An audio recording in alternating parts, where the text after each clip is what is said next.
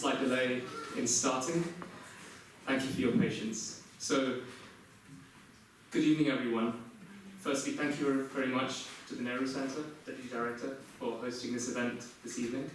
And I welcome you all to Raagas on Mood with Dr. Ramya Mohan. An evening bringing together the creative arts and medicine.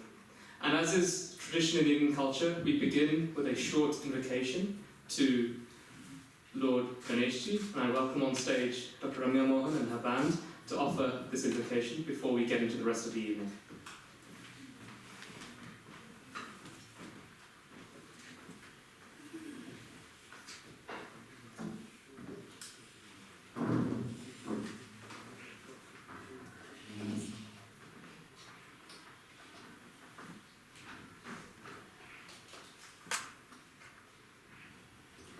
Namaskar everyone, welcome.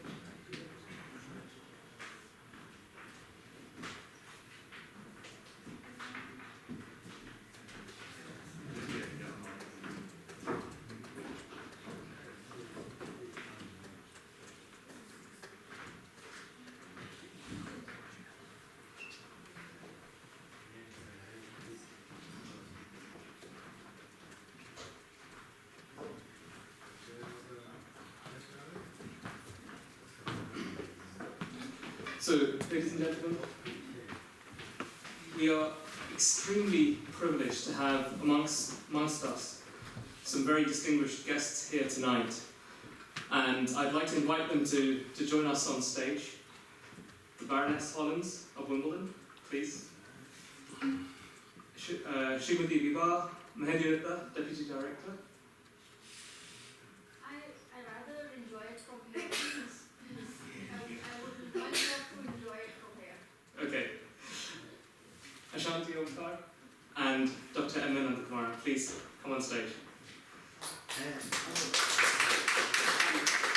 And Dr. Mohan, Dr. Ramya Mohan.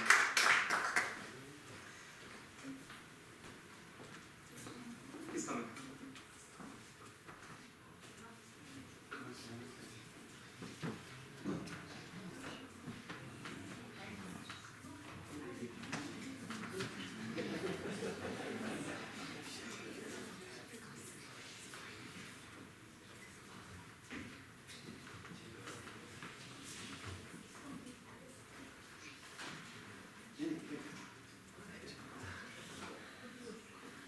Thank you so much.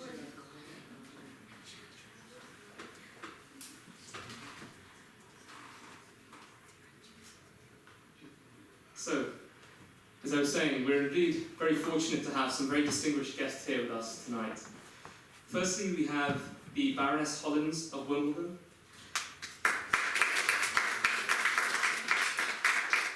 The Baroness is the Professor in the Psychiatry of Learning Disability at St George's, University of London, and a crossbench peer. She is a former President of the Royal College of Psychiatrists and the British Medical Association, and is currently Chair of the BMA Board of Science. In 2004, Pope Francis appointed her to the newly created Pontifical Commission for the Protection of Minors. We're indeed truly honoured to have such a luminary in the field of psychiatry with us tonight. Thank you very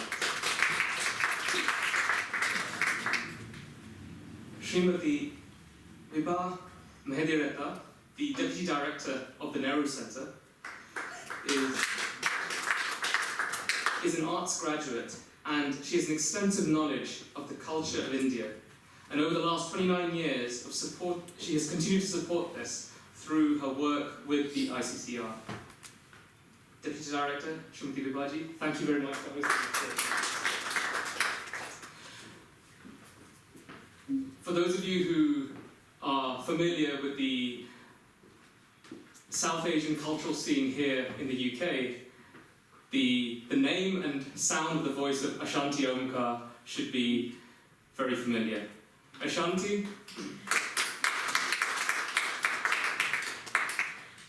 is the host of the only show globally, only radio show globally that focuses on the music of South India and Sri Lanka every Sunday at 2 p.m. on the Asian Network.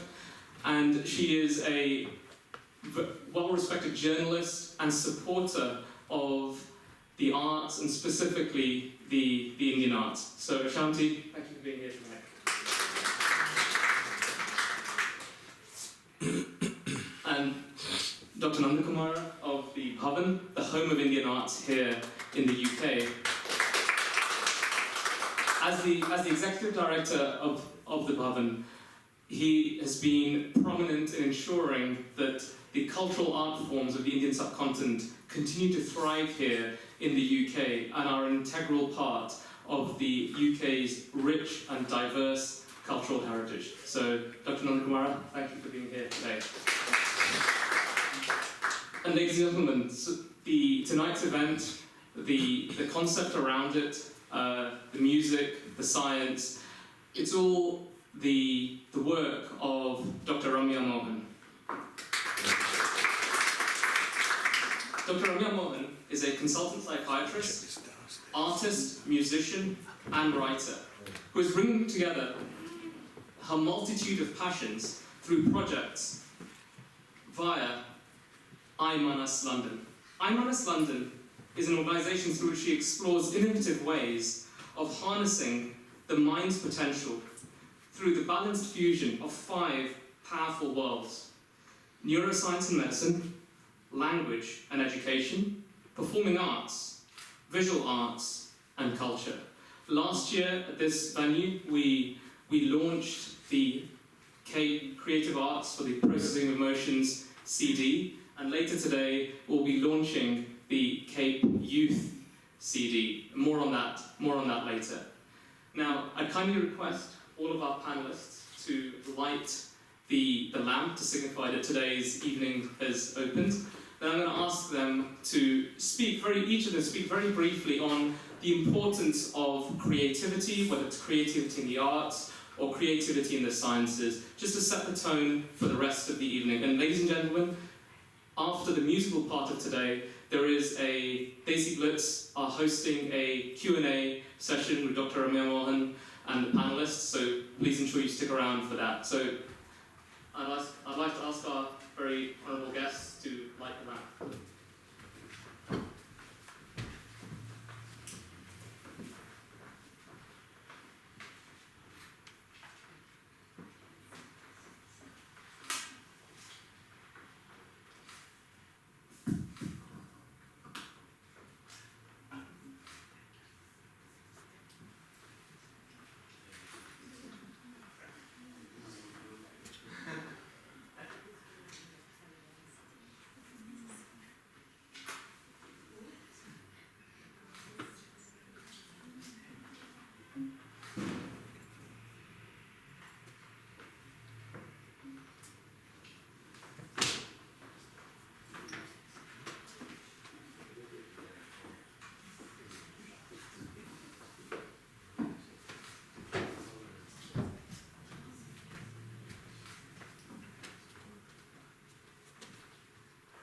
So while the lamps are being lit, because I kind of gave Ashanti a bit of a head start over the other panelists, I'm going to choose her first to give her thoughts on creativity and the arts. So,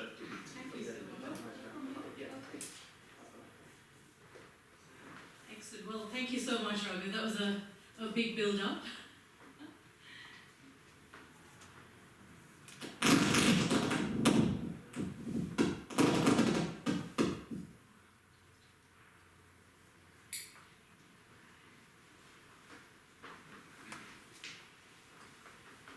It is indeed lovely to see you all here, and Dr. Ramya, I discovered her actually over Twitter about a year ago, and I was really fascinated by what she's doing in the world of arts and music, and also holding down a full-time job and having 2 children. It's just quite amazing. She's indeed an incredible woman, so it's a real pleasure that I've been invited to speak a little.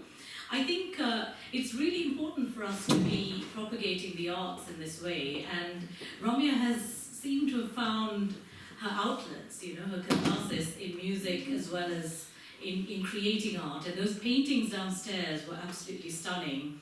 Bold, bright colours, and lots of Indian images that she has created from her travels also, and it was really nice to hear a little bit about them. If you haven't seen them yet, I do recommend that you pop downstairs and have a look, because I did find them all very, very fascinating indeed. And in terms of the band, I had the pleasure of meeting the band members who've flown in from Bangalore, and it's wonderful because Bengaluru, which is the best way to call it these days, it is a hotbed of talent. I have to say that on my show on BBC, I played several bands from Bengaluru, as well as all the cinema music that's coming out of there. Really cutting edge stuff, and it's great that Ramya is bringing a live flavour, and to be touring with that in the UK also. So I think it's just absolutely wonderful. I'm really happy to be here. Very happy to see you all, and I'd love to let the Baroness take over. Thank you so much, and it's a real pleasure to be here. I think we really met through the Mental Wealth Festival last year, which is a festival that I've organised for 2 years now. We're looking for sponsors for the 3rd year this September, and the idea of it is to have an open mental wealth festival to celebrate the things that we can all do to keep mentally well, and the arts play a huge part in that. It's not a conference for professionals. It's an open festival. 80% of people didn't need to pay to come.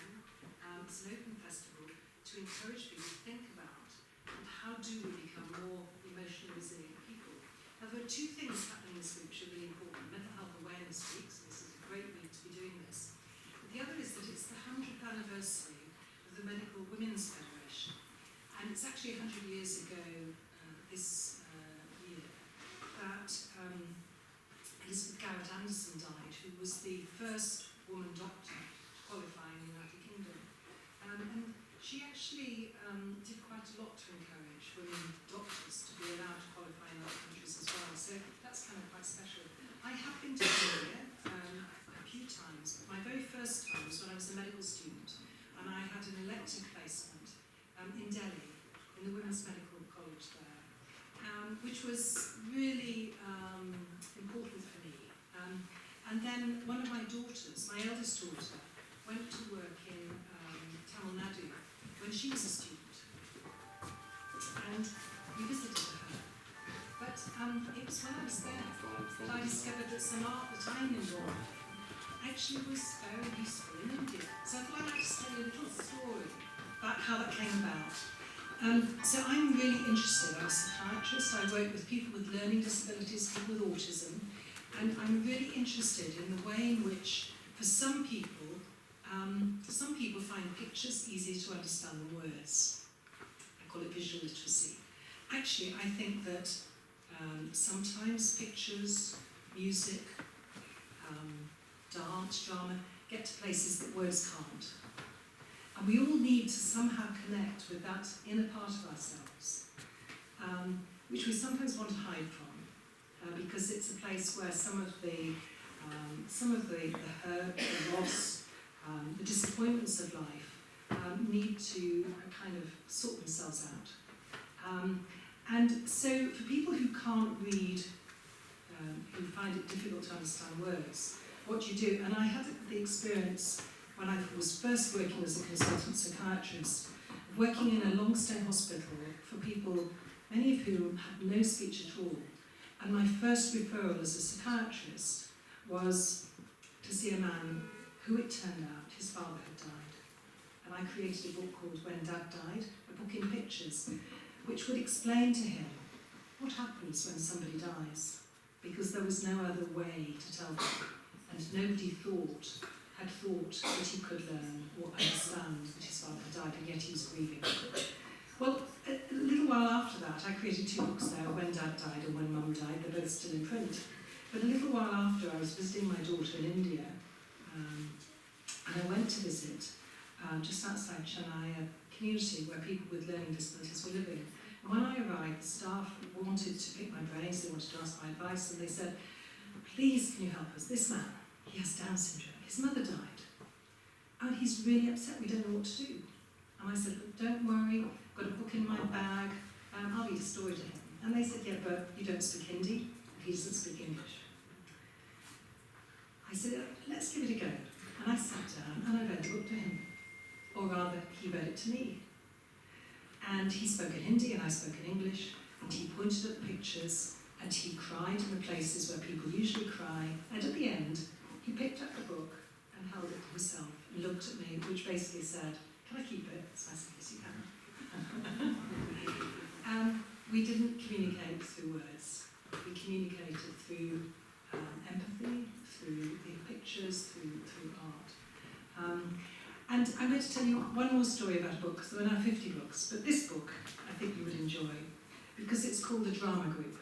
And I don't know whether you've seen this one, Ramya, but this book, the co-authors include Hugh Grant, actor, myself, and my son, who has a learning disability. And it was my son's inspiration that actually got me to first use pictures. Okay? And so when my son had a chance to meet Hugh Grant, he said to him that he would like to do a book about acting. Would Hugh like to help? And so Hugh said yes, he would help us. So he helped us with the story.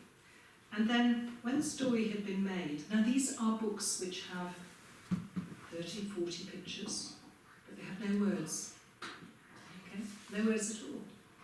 And so when the book was finished, my son's drama group teacher said, "Well, let's put it on as a play. This would make a wonderful storyboard for a play, because we don't have to talk about what the characters are, what the story is. We can just look at the pictures."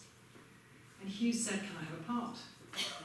And so we ended up putting the play of the book on at Sadler's Wells Studio Theatre to a sellout audience. and it included dance and music. So it was quite lovely. So do you know what? The art, the use of pictures to promote mental health is extraordinarily powerful. Yes, I've been president of the Royal College of Psychiatrists. I think this is the most important thing I've ever done. And so it's that bringing together. And the neuroscience is really important, and I don't often talk about it, but it's true. There are times when a single channel of communication is actually better for emotional processing, information processing, sensory processing, than two channels of communication. Sometimes we ignore some of the other things that are going on, and we will be aware that we're only looking at or thinking about one particular part of it.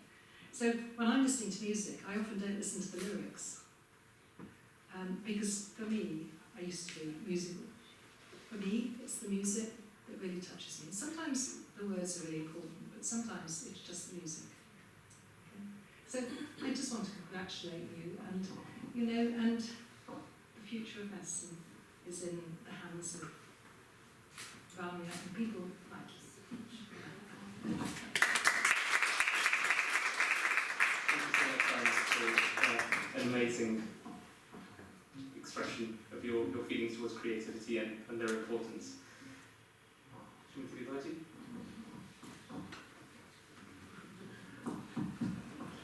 Actually, Baroness has said it all. I don't think there is any more to be said after that.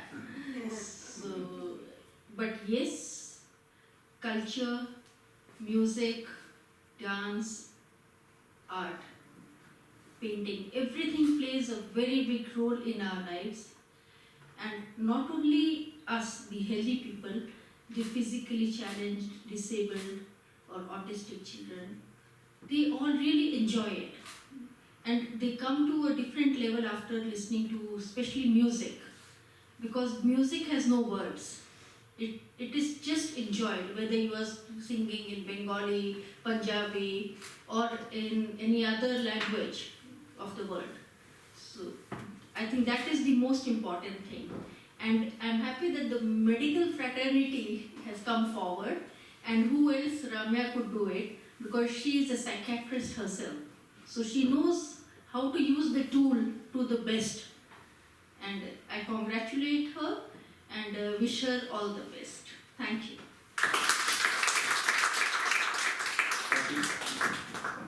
Thank you. First of all, I would like to thank our Vibhaji for allowing our Ramya to use this most sought after place, the cultural wing of the Indian High Commission, the Nehru Center, to have this wonderful program. And of course, I would like to thank Shri Srinivas Gotruji, who has made it possible for Ramya to hold this event here. I would just like to quote a verse from our ancient scriptures. Sa kala ya vimuktaye. That is real art which helps an individual to free oneself. Through art, one can free oneself. Not only that, it helps an individual to express himself or herself, at the same time brings joy to more and more people. I'm so happy our Ramya is using this to bring happiness to more and more people. Sangeeta, or Kala, Chitrakala, these mediums are there for us to make use for the good of others. I'm so happy that our Ramya is doing that. I wish her all the success. Thank you. Thank you. And Ramya, over to you for a few words. Thank you. I won't say too much because I believe I'm going to be grilled by the AC Blitz a bit later. So I might as well save something for later. But as Vibhaji said, I think the Baroness has summed it up beautifully. And the idea was, this is the highlight event of a 5-city tour with the wonderful musicians from India, Charan and Vijay. And the idea was that we showcase neuroscience and the creative arts separately, as well as show how well they can be amalgamated. So we've got, as part of this tour, I've got a mix of neuroscience talks and some teaching as well as a child and adolescent psychiatrist, which I am. And a range of musical shows ranging from classical to fusion to filmy and popular music, and an art exhibition. So the idea was that through this we can actually show how the creative arts are able to pull us together. And also it's as a psychiatrist, I believe I have a role in terms of contributing something to the community we live in. So this is my small attempt at trying to bring that forward to the community and to support the social fabric that I believe requires the creative arts to bind it together. I've been in India since August last year. I took a break from substantive NHS consultant service. I'm still practicing. That's the first question people ask me. Are you still practicing? Yes, very much so. Yes, I'm practicing privately, but alongside that, I'm also in the process of working towards increasing awareness around children and young people's mental health difficulties in Bangalore, which is my hometown in India. And also, it's been a wonderful journey. It's been challenging logistically. Sometimes it's been very rewarding at others. Getting used to, in fact, working with a new culture, working with different groups of people. But I've been really busy because I was here last year. In fact, in May, during Mental Health Awareness Week. So I'm back here again. We are all here today, Mental Health Awareness Week, and as Varna said, the Medical Women's Centenary celebrations and the UK India Year of Culture. So it's a wonderful time. I feel very grateful indeed to be part of everything. Yes, last year we launched CAPE because we had to start somewhere. We launched it as a broad kind of creative arts for processing emotions, which is the new therapeutic technique that I've developed. Launched it at the Indian High Commission at the Nehru Center last year, and the next natural progression was about looking at through the months. I've been seeing how helpful it has been for me as a child and adolescent psychiatrist, working with children and young people who are actually finding it very useful. So the idea was that we developed something specifically for children and young people, and I'm delighted to say that that's been brought to fruition, and we're here today to launch that. Yes, and moving forward, I won't say too much. Sorry? I think you just sing. That would be very nice. Oh, thank you. We'll get to the singing in a second. Thank you so much. But thanks to each and every one of you for taking the time out and being here today, and for supporting me with the way you've done. Because it's not possible as an individual, it's possible only with everyone's support and just encouragement really. So I feel very grateful to be here. Thank you very much. So, as Ramya said, we launched the CAPE, the initial CAPE CD last year, and to describe a bit about what CAPE is, to add to what Ramya said. So CAPE, standing for Creative Arts for the Processing of Emotions, is a novel self-guided music-based therapeutic technique conceptualized by Dr. Ramya Mohan. And she's collaborated in this with Dr. Nandakumar of the Bhavan, a renowned Sanskrit scholar, the resident violin teacher and violin maestro of the Bharatiya Vidya Bhavan and violin maestro Vidwan Balu Raghuraman, and Dr. Amal Lad, who is a trainee doctor but also a fantastic self-taught musician. And CAPE combines neuroscientific knowledge of music, emotions, and established therapeutic principles with a seamless blend of Eastern and Western music, and it supports the emotional processing and equilibrium. It supports the recovery from illness, and it attempts to restore emotional and physical well-being. So, ladies and gentlemen, last year we launched CAPE for adults, and this year, as part of Mental Health Awareness Week, again here at the Nehru Center, we launched CAPE for youth and children. So I'd like Dr. Ramya Mohan to present a copy of the CD to each of our very distinguished guests here today, and for them to officially launch it.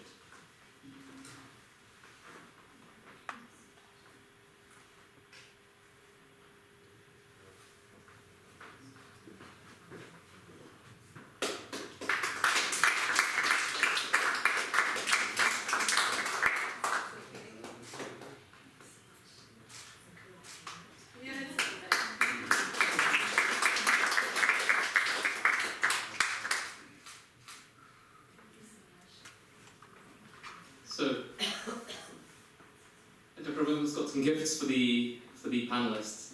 And while those gifts are being given out, we're going to now move on to the musical part of today's event, and I know some of you are very eagerly looking forward to that. So, Dr. Ramya Mohan, whose voice you've already heard, is a fantastic, classically trained singer who's explored many different genres of music, both Indian and Western. And accompanying her, we have two members of her band coming over from India. On the keyboard, we will be having Sri Vijay Krishna. Sri Vijay Krishna is from a family of Carnatic musicians called the Bellari brothers, and he's been actively involved in composing, arranging, and performing music since 2006. He's worked for a number of films and television series and in advertising, and he's collaborated with many celebrities, including legends such as S.P. Balasubramaniam, Yesudas, Hariharan, and Shankar Mahadevan. In addition to being a brilliant keyboard player, he's also a very talented melodica player, Sri Vijay Krishna. And joining them on the guitar, we have Sri Charan Rao. Charan has performed with renowned music directors in stage shows and in bands. He's also provided background themes and music for several movies. And like Sri Vijay Krishna, he is not an expert in just one instrument, but he's multi-talented, multifaceted. And in addition to playing the guitar, he plays the mandolin, the Egyptian oud, and the Afghan rabab. Sri Charan Rao. So, ask the Baroness and Ashanti to take your seats and invite the artists to come on stage.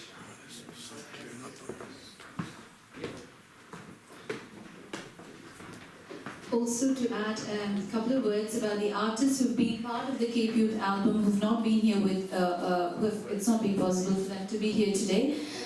Thank you to the other members of the team, Karthik Vaidatri, Srinidhi Katti, and a whole load of other musicians who have been so supportive in making this possible.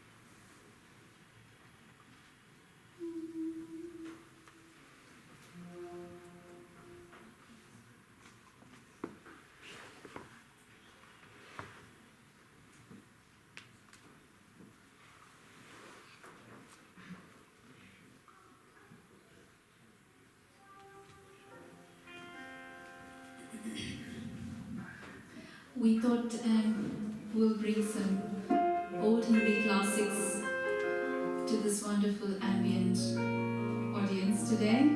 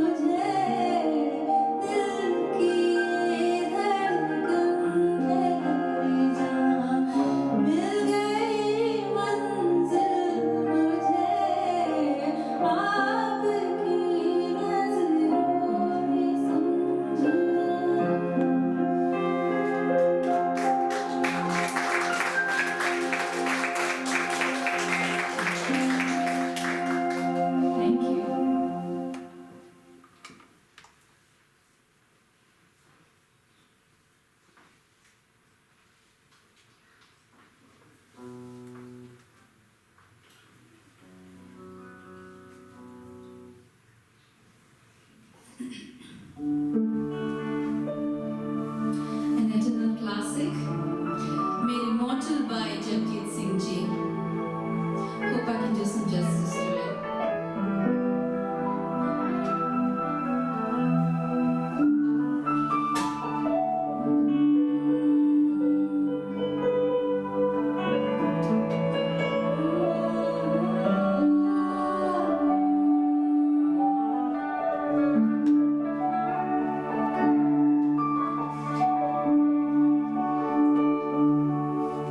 Mm-hmm.